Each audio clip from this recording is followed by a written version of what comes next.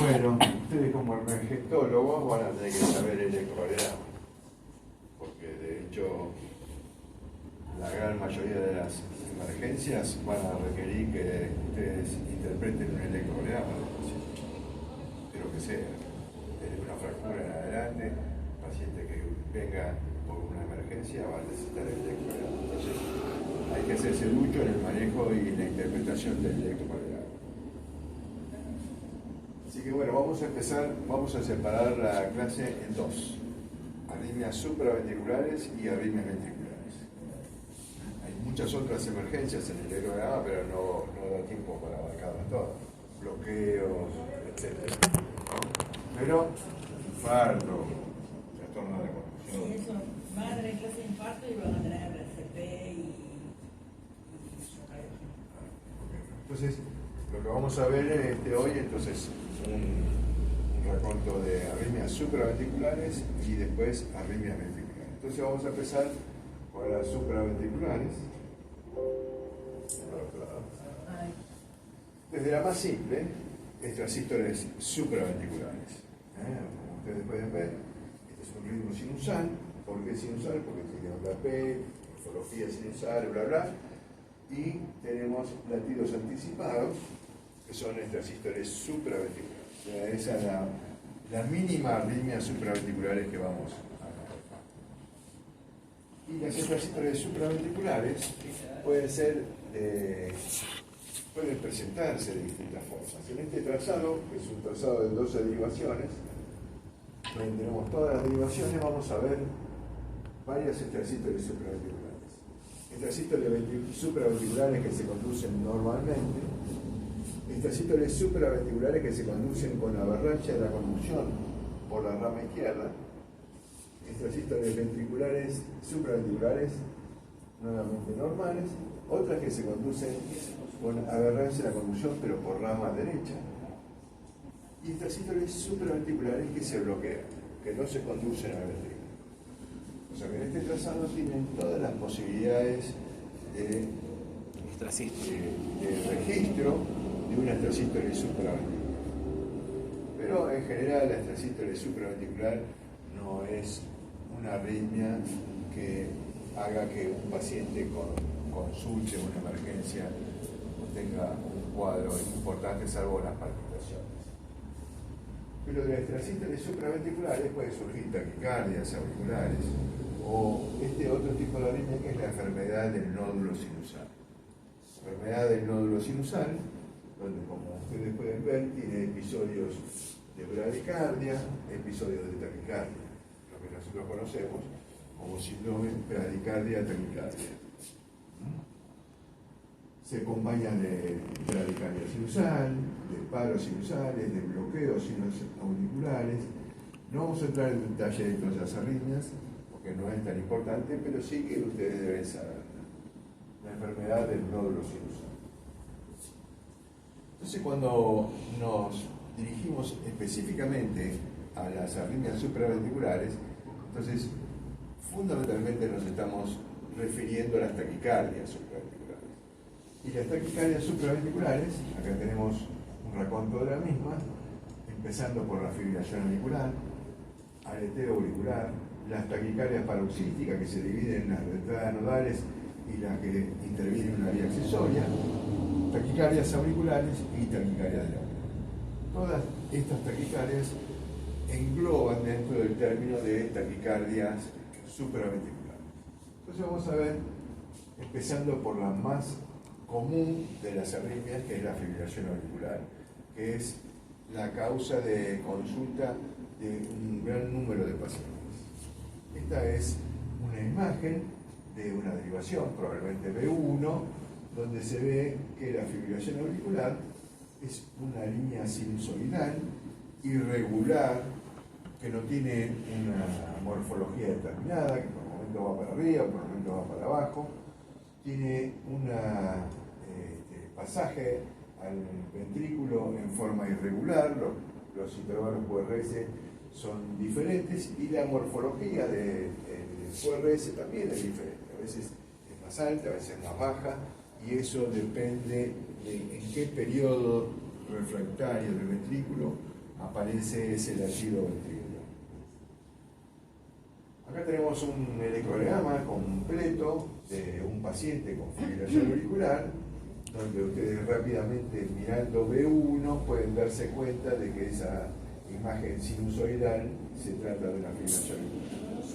Pero además, en la tira de abajo de E2, ustedes pueden ver que además de la imagen sinusoidal y la ausencia del ritmo auricular regular, lo que se ve es un ritmo irregular del ventrículo donde ninguno de los intervalos RR es igual al otro.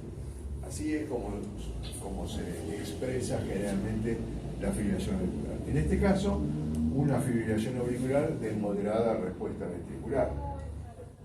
Para diferenciarla de esta otra, que también es una fibrilación auricular, donde la velocidad del pasaje al ventrículo no nos permite ver la imagen sinusoidal que nosotros estamos acostumbrados a ver en B1.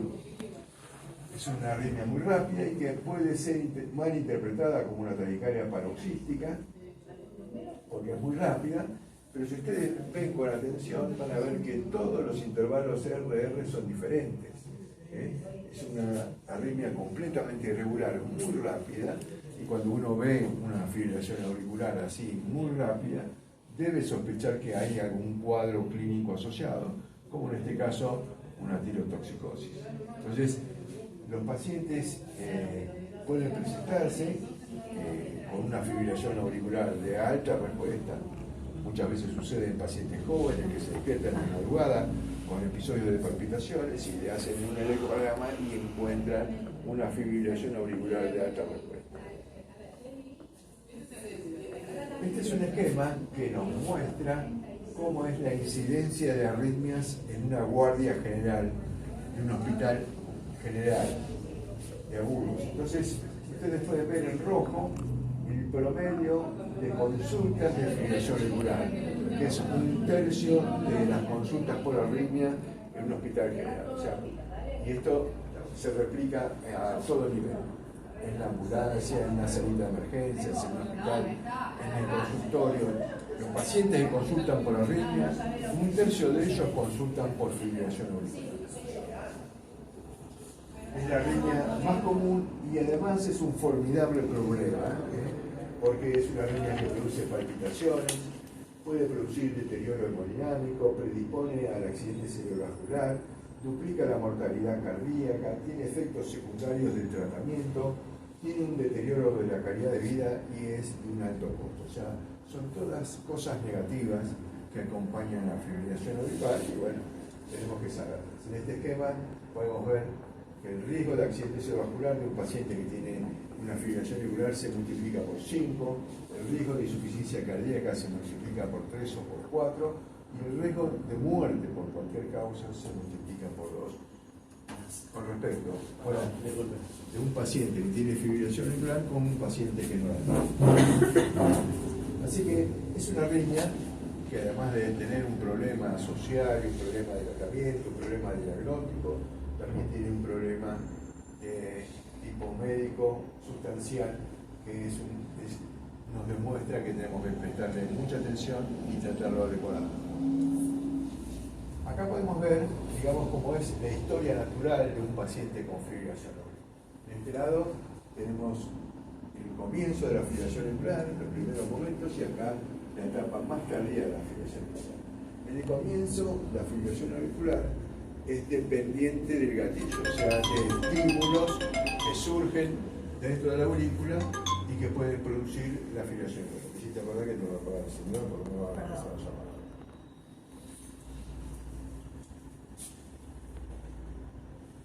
En esta etapa de paciente, generalmente vemos pacientes jóvenes que aparecen con fibrilación auricular paroxística.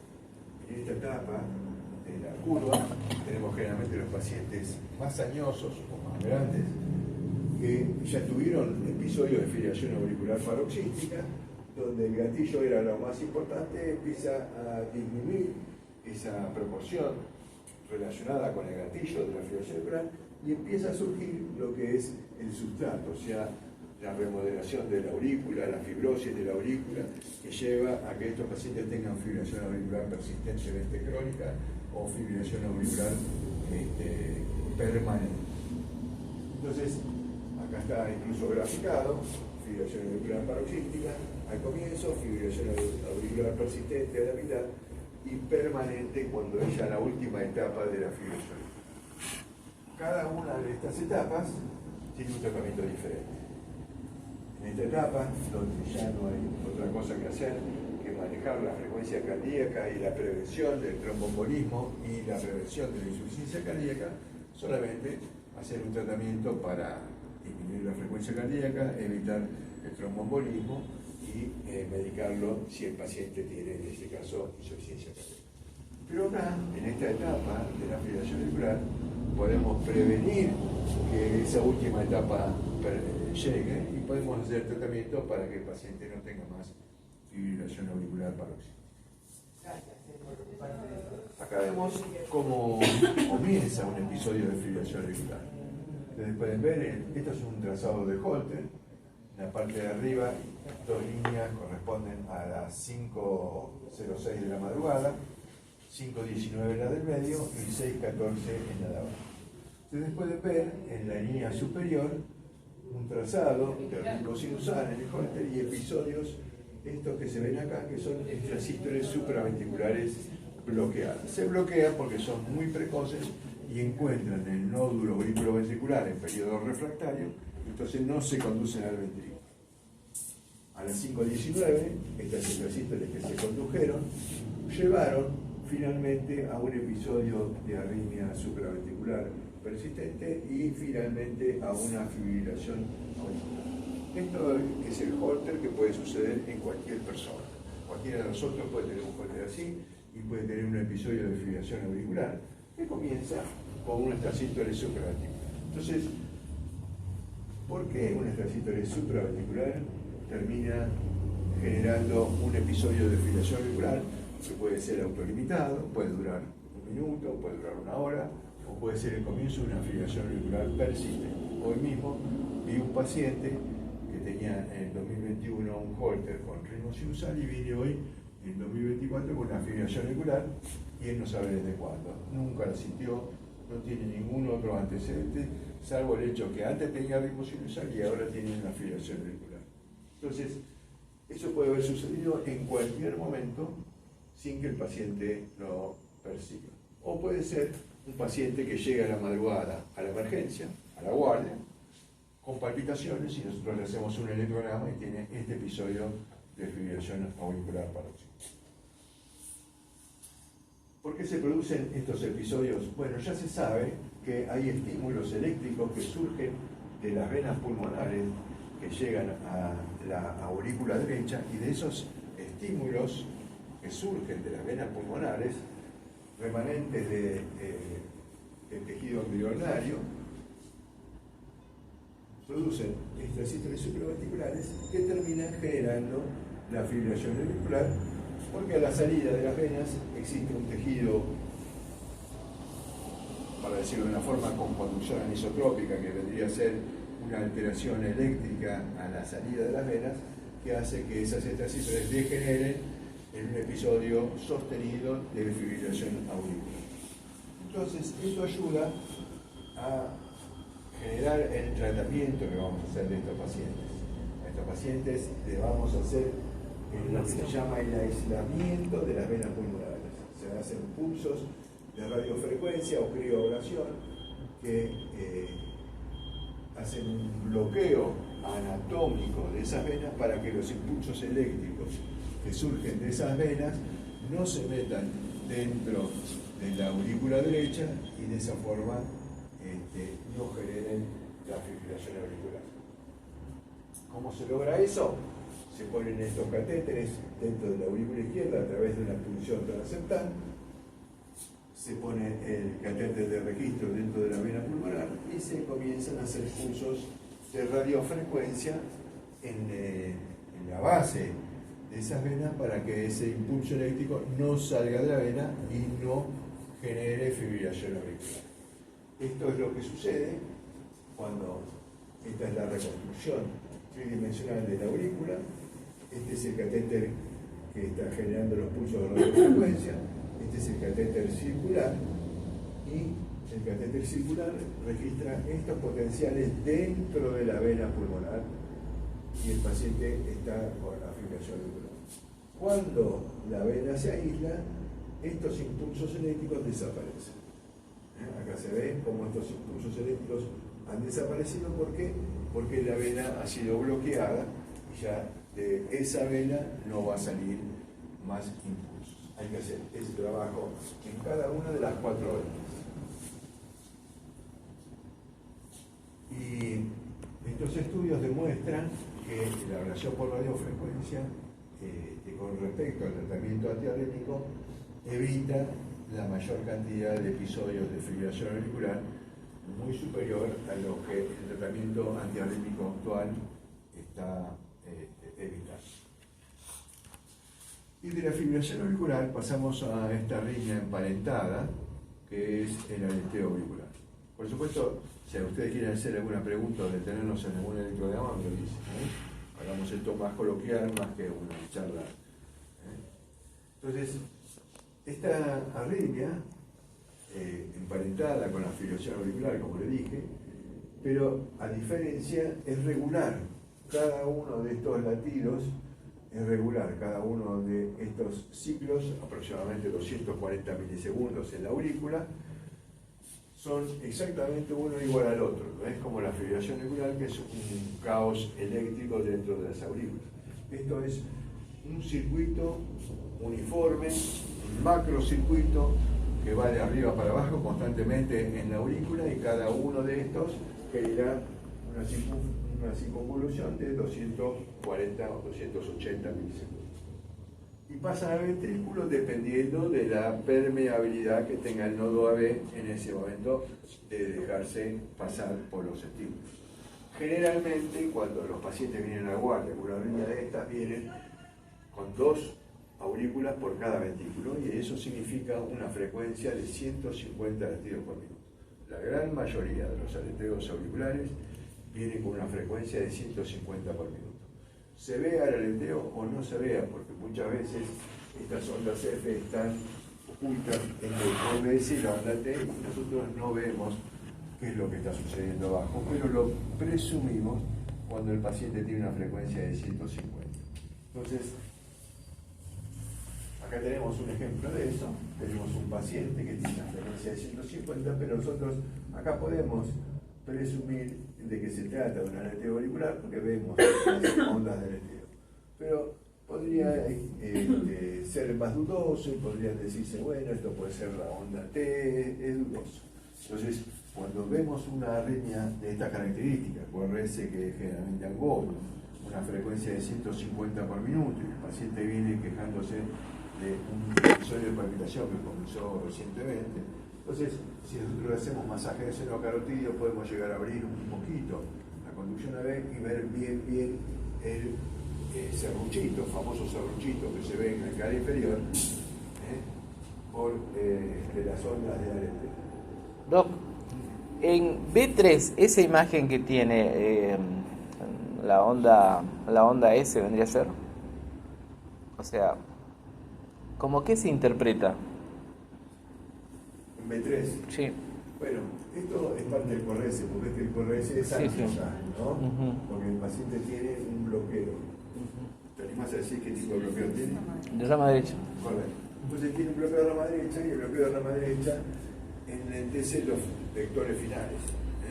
El bloqueo de rama izquierda enlentece los vectores medios. Entonces, el QRS inicial en el bloqueo de rama derecha es normal. Si nosotros vemos esta parte del QRS, es normal. Pero después aparece una onda S profunda y ancha. En este momento tenemos una de las ondas de aleteo que cae al final del QRS, así que mucho de esto puede estar generado entre el bloqueo de rama derecha y la onda de aleteo. Es una sumatoria de ondas. Muchas veces sucede que esta onda de aleteo está dentro del QRS, y la segunda onda de aleteo está inmediatamente en la onda T. Entonces puede ser que no veamos absolutamente nada de una onda de aleteo y eso nos confunde. En este caso podemos presumir, porque acá en B3, generalmente en la cara inferior es donde más se ve, o en B1, es donde más se ven las ondas de aleteo, y entonces, viendo eso, nosotros podemos tomar la decisión y hacer diagnóstico.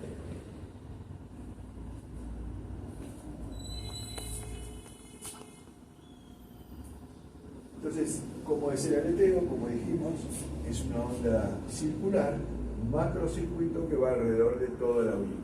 Baja por la cara lateral, sube por el septum, o al revés. Baja por el septum y sube por la cara lateral. En este esquema tenemos un catéter con múltiples polos que estamos puestos alrededor de la aurícula, y ustedes pueden ver que el latido pasa de un polo al otro porque la electricidad va viajando a través de los polos. Entonces, de esa forma hacemos el diagnóstico, y para el tratamiento de elección del aleteo auricular es la ablación por radiofrecuencia, porque es una arritmia completamente curativa, haciendo el procedimiento de ablación, que es la ablación del istmo cavo-tricúspide. O sea, desde la válvula tricúspide hasta la vena cava inferior, donde está el tejido viable auricular a ese nivel, se hace una línea de bloqueo y el aleteo auricular se interrumpe y ya no regresa más. Este es un ejemplo de la ablación de un paciente durante el aleteo. Acá está el aleteo, al paciente esto está visto desde abajo, esto es el muñequito nos está mirando, nos está mostrando de cómo está puesta la imagen. Esta es una oblicuo anterior derecha, y esta es una imagen inferior. En la imagen inferior tenemos la válvula tricúspide acá y la vena cava inferior acá. Y se van haciendo pulsos de radiofrecuencia en la cara inferior de la aurícula derecha hasta que se completa la línea. Cuando se completa la línea, desaparece el aleteo auricular y surge el ritmo sinusal. De este lado tenemos el aleteo. Cuando se llegó a la última porción de tejido viable en el istmo cavo-tricúspideo y se bloquea el aleteo y surge el ritmo sinusal. Entonces, como les dije, cuando tenemos una taquicardia rápida y no tenemos diagnóstico, lo primero que tenemos que hacer, si tenemos el paciente en la camilla, ya con un suero, con todas las precauciones hemodinámicas, entonces hacemos masaje del seno carotídeo. Para hacer el masaje del seno carotídeo, el paciente está acostado, tenemos que saber que no tiene placas, que no es muy viejito, que no va a tener placas que podemos desprender.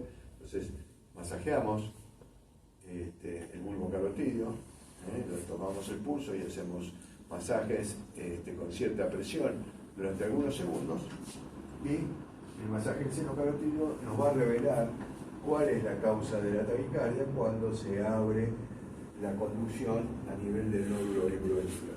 ¿Y qué sucedió acá? Se abre la conducción y vemos que se trata de un aleteo auricular, en este caso 2-1, pero nosotros cuando empezamos la taquicardia estábamos con una conducción 1-1, cosa que puede suceder en el aleteo, raro, pero puede suceder, y vienen los pacientes muy sintomáticos porque tienen una frecuencia de 280 latidos por minuto, y entonces baja mucho la perfusión, los pacientes vienen hipotensos y con desasosiego, y entonces le hacemos esta simple maniobra y tenemos el diagnóstico ya de aleteo auricular, ya sabemos cómo incluso tratarlo. El aleteo auricular en la guardia es muy difícil de tratarlo con medicación. Podemos darle beta bloqueantes cálcicos, colgarle amiodarona, digoxina, y puede ser que todavía continúe con una frecuencia bastante alta. Si es posible, y sabemos que el aleteo es agudo y que el paciente es un paciente joven, que tiene corazón normal, que no va a tener trombos en la aurícula, entonces lo chocamos. Ese es el tratamiento de elección de un paciente que tiene un aleteo y un paciente que está con cierto grado de desasosiego. Y después pasamos al otro tipo de taquicardias, que son las taquicardias paroxísticas. En este esquema vamos a ver cuáles son los tipos de taquicardias supraventriculares que tenemos. Taquicardia auricular, taquicardia por la entrada nodal o taquicardia que involucre una vía accesoria. Y en esta parte del esquema nos va a mostrar cuáles son las edades de presentación de este tipo de taquicarias. Taquicarias a través de una vía accesoria, la gran mayoría son en la infancia y en la juventud. Ahora, también lo podemos ver en la edad adulta, pero es más frecuente encontrarlo en las primeras décadas de la vida. La taquicardia por la entrada nodal es la pareja, pero además la gente de cuarta, quinta, sexta década de la vida, y por supuesto las taquicardias auriculares se ven en la infancia un poquito, pero se ven también mucho más en la edad adulta. Entonces vamos a empezar con las taquicardias auriculares. Las taquicardias auriculares son focos de producción de estímulos auriculares rápidos, como sucede con el nódulo sinusal, que genera un foco ectópico, generalmente a alta frecuencia, y pueden encontrarse en cualquier parte de las aurículas. En estos puntos negros se muestran generalmente los focos más comunes. En el lado derecho, alrededor de la crista terminalis, pero también se encuentran cerca del ostium del seno coronario, o cerca del nódulo auriculoventricular, o en la orejuela de la aurícula derecha. Pero en la aurícula izquierda también se puede encontrar. En la orejuela o se puede encontrar en las bases de las venas pulmonares. Esos son los lugares preferenciales de producción, generalmente de distribución anatómica de este tipo de taquicardias. Acá tenemos un ejemplo de una taquicardia auricular ectópica. Si lo vemos así rápidamente, podría tratarse de una taquicardia paroxística supraventricular. Pero sin embargo, nosotros, como somos especialistas en emergencia, tenemos que ver bien el electrocardiograma y tenemos que tratar de identificar la onda P. Si nosotros vemos una P positiva acá en el inferior, ya sabemos de que se trata de una taquicardia que está producida por una desproyección auricular. Entonces esto es más típico de una taquicardia auricular.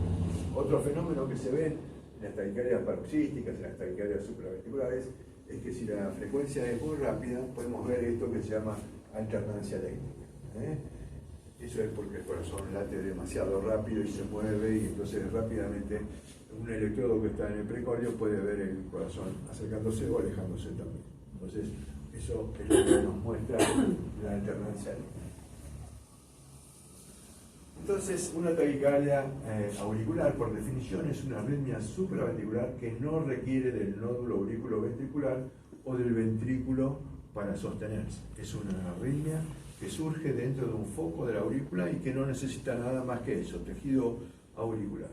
Entonces, como en la otra taquicardia que vimos, mire este paciente con esta taquicardia, vemos una muesca al final de la rama descendente de la onda T. Y entonces ahí nosotros no sabemos si se trata de una taquicardia auricular, no sabemos si se trata de una taquicardia paroxística por una vía accesoria. Entonces lo que tenemos que hacer es el masaje del seno carotidio, como ya expresamos, y el masaje del seno carotidio que nos revela que hay una taquicardia auricular. La taquicardia auricular sigue a pesar de que nosotros bloqueamos el nódulo auriculoventricular, como siguió el aleteo cuando bloqueamos el nódulo auriculoventricular. Ambas taquicardias, tanto el aleteo como la taquicardia auricular, no necesitan del nodo B. Entonces, cuando nosotros bloqueamos el nodo B, la taquicardia sigue. Entonces, pero tenemos un diagnóstico. Ya sabemos que se trata de una taquicardia auricular. Sabemos que es una taquicardia auricular y que algunas medicaciones, como por ejemplo la adenosina, probablemente no sea efectiva, porque la adenosina va a ser efectiva en las taquicardias auriculares que están muy cerca del nodo D. Pero en el resto de las taquicardias auriculares la adenosina no va a ser efectiva. Entonces, si nosotros sabemos eso, sabemos que a este paciente con la adenosina no lo vamos a tocar. Acá tenemos el comienzo de una taquicardia auricular. Ustedes ven latidos sinusales y de repente comienza una taquicardia auricular que hace que la frecuencia cardíaca se incremente rápido. Acá tenemos más ampliado como para ejemplificar la importancia de observar las ondas T durante taquicardia para que veamos dónde están estos ondas P que nos lleven a ayudar al diagnóstico.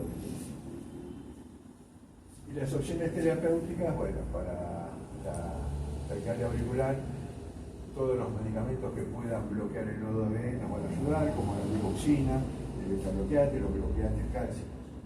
Y después tenemos drogas para tratar de evitar las taquicardias, la flecainidra, la propafenona, la miodarona, el sotalol. La cardioversión eléctrica, por supuesto, y por último el tratamiento definitivo, que es la reacción por radiofrecuencia. Pero ahora pasamos a los capítulos de las taquicardias paroxísticas supraventriculares, que como ustedes pueden ver en el electrocardiograma, son muy parecidas a lo que vimos anteriormente.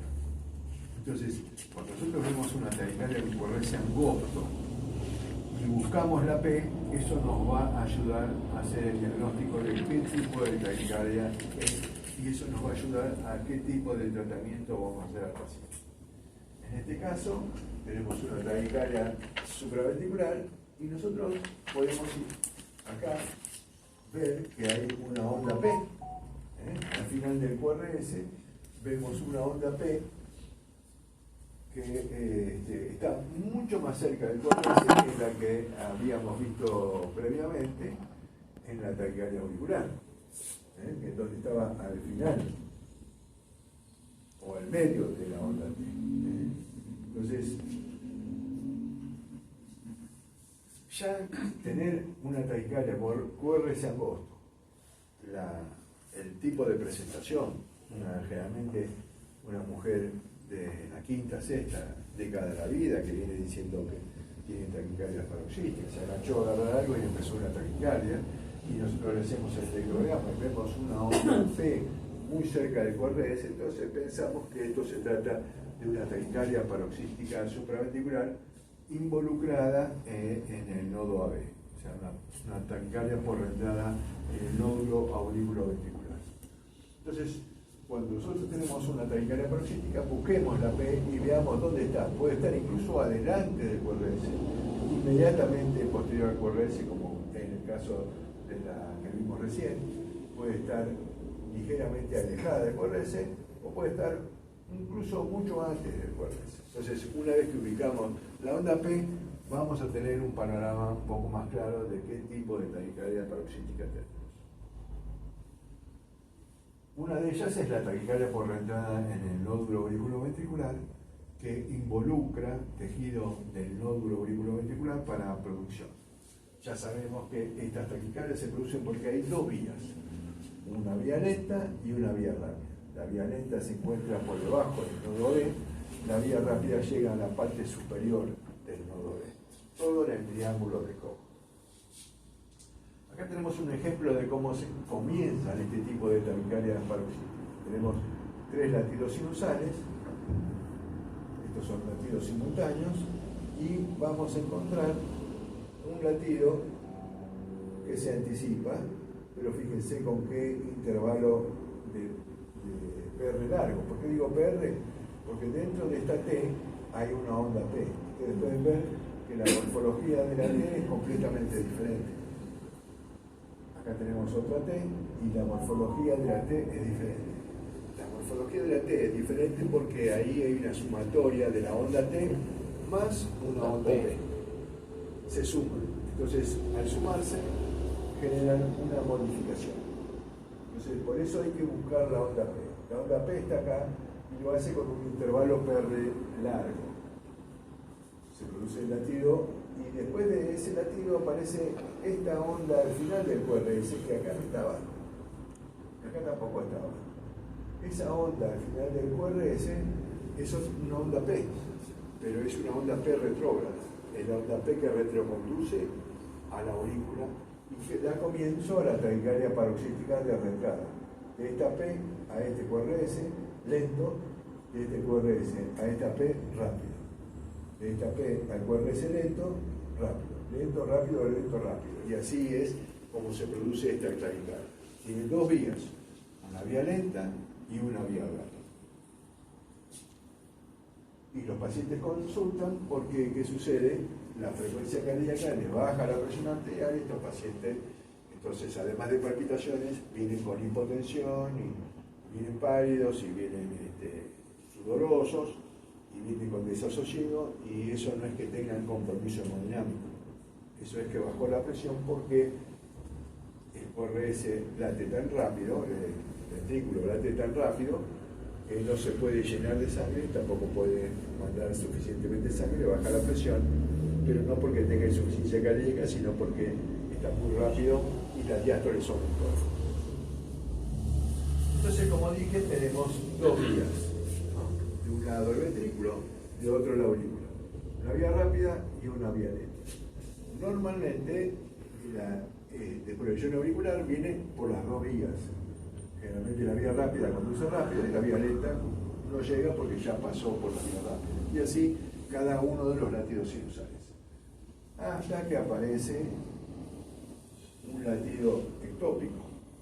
Cuando aparece un latido ectópico, como esta extrasístole, entonces la extrasístole se bloquea en la vía rápida y empieza a conducir por la vía lenta y vuelve por la vía rápida, ¿no? Esto pueden acordárselo o no, pero ese es el mecanismo que produce la taquicardia por la entrada del nódulo auriculoventricular. Acá está esquematizado, latidos sinusales, viene por las dos vías, pero generalmente la vía lenta, como es lenta, no llega a pasar la electricidad completa al ventrículo. Pero una extrasístole se bloquea generalmente en la vía rápida, y entonces empieza a pasar por la lenta, y ahora sí, vuelve por la rápida y genera la taquicardia paroxística por la entrada del nódulo auriculoventricular. Antes de la adenosina estaba el verapamilo, que nosotros usábamos endovenoso, y el verapamilo es un gran depresor del nódulo auriculoventricular y del nódulo sinusal. Y esto es lo que pasa. En este caso era un compañero mío en la guardia, traumatólogo, que me comentó que estaba con palpitaciones, y ya el electrocardiograma nos está mostrando acá una onda P retrógrada, ¿sí? Le hicimos verapamilo, interrumpió la conducción del nodo B, y al interrumpir la conducción del nodo B, la arritmia desaparece. Pero lo hace, en este caso, con una pausa muy prolongada, bloqueo B completo, y después incluso con un bloqueo AB de primer grado. Y no es porque el paciente estaba enfermo en su nodo B, sino porque la droga deprimió los tejidos de conducción del nódulo, tanto sinusal como del nodo B. Hoy se usa adenosina, como se ve acá, una taquicardia paroxística, se recibe adenosina, se bloquea y retoma el ritmo sinusal, a lo sumo alguna onda P. La vida media de la adenosina son 5 a 10 segundos, el paciente refiere un gran calor y generalmente es muy efectiva cuando se usa en bolo a la dosis adecuada, generalmente 12 miligramos en bolo. Cada ampolla tiene 6 miligramos. Entonces, y otra de las cosas que la adenosina puede generar fibrilación auricular. Si el corazón es normal, la fibrilación auricular va a durar poco y va a revertir espontáneamente.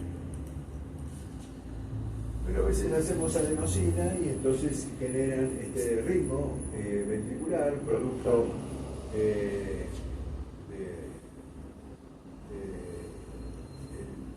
potasio que hay en ese momento circulando a nivel cardíaco por la mala circulación de la diástole, de la taquicardia. Entonces cuando se genera este impulso de la adenosina, que también es arritmogénica, puede generar estos estímulos ventriculares, taquicardias ventriculares, incluso polimórficas, que también son autolimitadas. Tampoco hay que asustarse demasiado.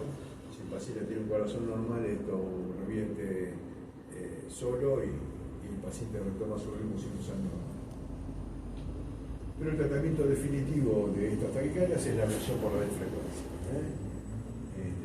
Generalmente se pone el catéter en la región de la vía lenta, por debajo del nodo auriculoventricular, y ahí es donde se ablasiona. Una de las arritmias emparentadas a esta es la taquicardia por la entrada auriculoventricular. Es otra taquicardia paroxística, pero en este caso donde involucra una vía accesoria. Ustedes saben, las vías accesorias son vías que están soslayando la conducción del nodo B. El nodo B es el único tejido que puede pasar normalmente la de His, la electricidad del auricular al ventrículo. Todo lo demás es un aislante que es el anillo aurículo-ventricular. Ese anillo aurículo-ventricular está puesto ahí a propósito para que la electricidad de la aurícula no pase al ventrículo solamente por el haz de His. Durante la embriogénesis, si esto fue interrumpido a través de un músculo cualquiera, una fibra muscular que interrumpa el aislamiento del nódulo auriculoventricular, eso va a generar una vía accesoria, un Wolf.